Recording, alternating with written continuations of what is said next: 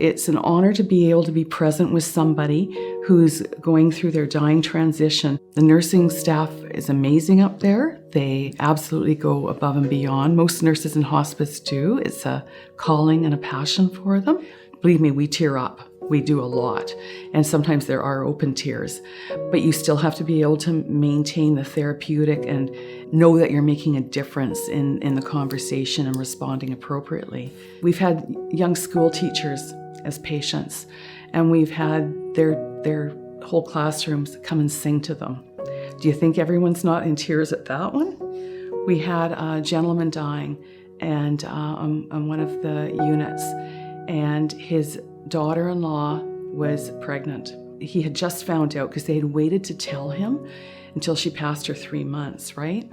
And then they found out he was sick and he was dying very quickly. And we were able to arrange for an ultrasound machine to come down from maternity, and a physician and a nurse came down, and we were able to ultrasound this, put her on a stretcher on a bed beside his bed rather, and the whole family gathered around and able to ultrasound and show him his new grandson.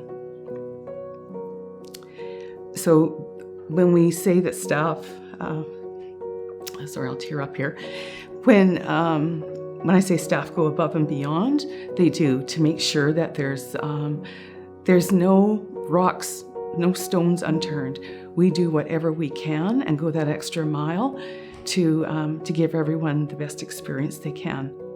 It's important that we take the time to realize so few people across this world are afforded dignity and comfort at the end of their lives, that considering how easy it is for us to provide that for them, it's really important that we do so. The end of someone's life can be just as special as the beginning if you do it in the right circumstances. Some families are amazing and cope really well. Then other families, it's really tough. It's really hard to see their loved one slip away. The current hospice facility is a 7-bedded facility. There's a bed in each room, but it's quite, I would say, sterile. We don't have a working bath. We have a tiny little lounge, I guess, on the unit where there's like a TV room. Families can go there, but of course it's quite small. It's not the home-like atmosphere that we really treasure for our families and patients at the end of their life. It's small, it's cramped, it lacks a lot of equipment, it lacks a lot of comfort care that they don't have right now. There's not a whole lot of space either for the family members where they can sleep over. So that means a lot of nights sitting up in a chair or even standing at the bedside. We're able to juggle some furniture around, but if you're not able to provide a bed for a patient's family to sleep over at night, I mean, that's pretty difficult. My dad was towards the end of his battle with pancreatic cancer, and at the end of his life, things started to move really rapidly. So it was a tremendous burden on my mom, who was his primary caregiver for 5.5 years. She stayed a few nights, so she was up pretty much all night long, trying to sleep on a chair beside my dad. She didn't want to go home. Peace Arch has done a really good job with the resources that they have, but there was not enough space. There was not enough room. And I know that after my dad passed away, that room was turned over right away for someone else coming in. And I'm grateful they had the room.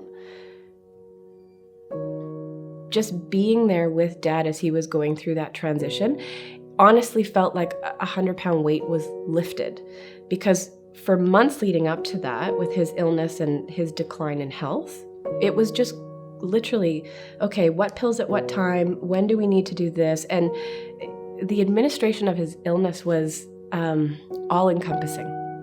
So we finally got to sit down with him, even though he wasn't really with us anymore. We could kind of take a deep breath and just reflect. And I think that was incredibly powerful, because you're never ready. Like, you're never ready, even though you know this is coming. But I really attribute that to the support and the care of Peace Arch Hospice and the staff here. And I can't say enough about that and what that meant to us as a family, to really help us process and start to grieve as a family. We're a small community, but the vitality is there, and the need is certainly there for hospice level of care. We really desperately need a new hospice. We need a place where we can provide the care that we're capable of doing. The impact it's going to have is we won't have to send people into a different community. It will allow patients and family members to stay overnight. It will provide a family living room, a kitchen, that open common space to hear laughter. We have a lot of celebrations. We all work in palliative care and in hospice. We know that people don't get second chances, and we don't have a second chance to do this right for them. That's the most rewarding thing, to make somebody comfortable, or somebody to say that, you know what, I'm not in so much pain today, or, you know, I'm having a good day. But even, you know, if they're not having a bad day, to sit with them and find out, you know, where their pain is, or what, you know, what's going on. I think it's wonderful to get to know the patients, to get to know the families, to see how they cope. If anything, they inspire me.